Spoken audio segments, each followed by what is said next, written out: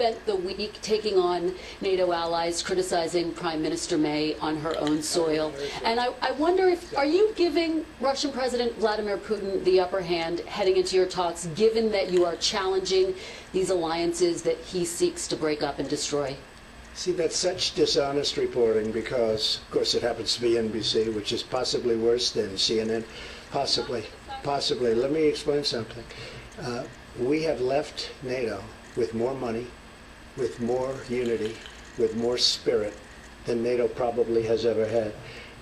We have a strong and powerful NATO. When I became president, we didn't. We had people that weren't paying their bills. We had people that were way down. We had people that weren't following their commitments. In addition to that, we become an oil exporter, which would not have happened under the past regime or a new regime if it weren't us. We have built up our military $700 billion, and then next year, as you know, $716 billion.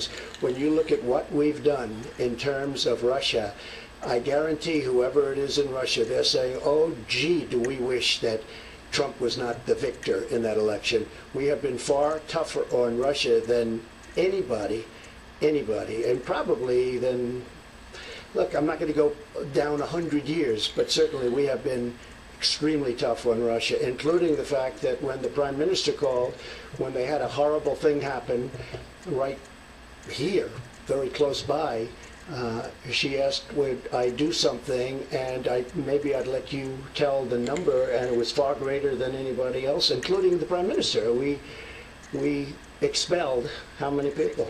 60. And Germany did 3, as an example. So Germany, big country, powerful country, they did 3. The fake news doesn't want to talk about it. So it really is. We have been very strong on Russia. Now, with all that being said, if I had a relationship with Putin, I don't know him.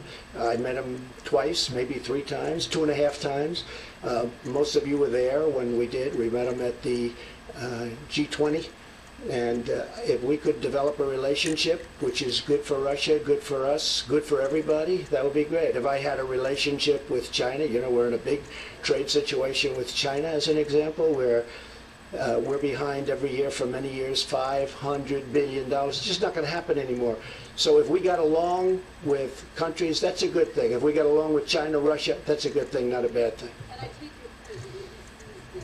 About the fighting. I take your point about what happened at the end of NATO. The headline he sees isn't the headline. Yes, there was fighting because they said you got to put up more money. We have to be stronger. We have to be unified. The headline he sees isn't what's happening during the morning. The headline he sees is what happened in the afternoon, where we came together as one. They're putting up billions of dollars more. I'll give you an example. And this is a confirmed number. $34 billion more was raised since I became president in NATO.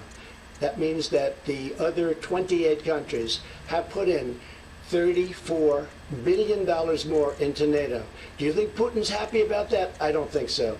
But we have a lot of false reporting in this country. I don't think you have that in your country, do you, Prime Minister?